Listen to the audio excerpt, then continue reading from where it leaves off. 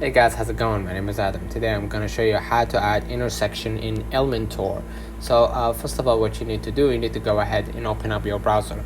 Basically, it says right here, drag the intersection widget to your column. As a default, you will receive a section with 2 columns. You can add or remove columns by right clicking the columns handle icon, and then you can then drag and drop the intersection widget to any column on your page. Adding an intersection in Elementor allows you to create more complex layouts within a section, right? So as we said before, go ahead and click the plus icon to add a new section and choose the structure that best fits your need, like single columns, 2 columns, etc.